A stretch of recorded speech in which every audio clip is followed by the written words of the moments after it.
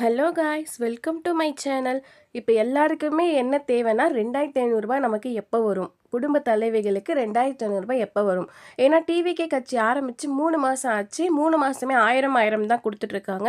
அதே நிறைய பேருக்கு 1000ம் வரல அப்படின்ற மாதிரி சொல்கிறாங்க.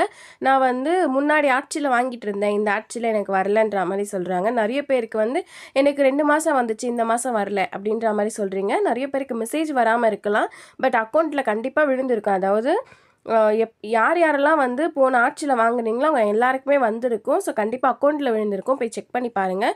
அண்ட் தென் நெக்ஸ்ட் ரூ. 2500 எப்போ வரும், உங்களுக்கு எப்போ வரும் அப்படின்ற கேள்விக்கான பதில்.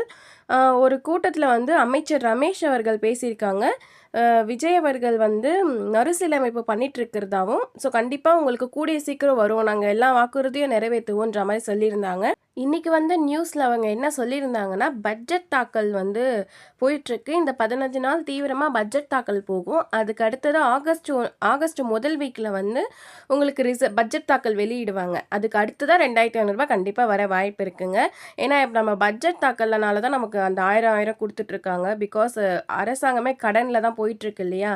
அதனால கரெக்டான பட்ஜெட் தாக்கல் வச்சு தான் நமக்கு இது கொடுக்க முடியும். எனக்கு தெரிஞ்சு அடுத்த மாதம் 2500 வர நிறையவே வாய்ப்பு இருக்குது மகளிருக்கு. ஸோ நீங்கள் வெயிட் பண்ணி பாருங்கள். அண்ட் உங்களில் எல்லாருக்குமே ரூ. 2500 வந்திருக்கா, யாருக்காவது வரலையானோ கமெண்ட்டில் சொல்லுங்கள்.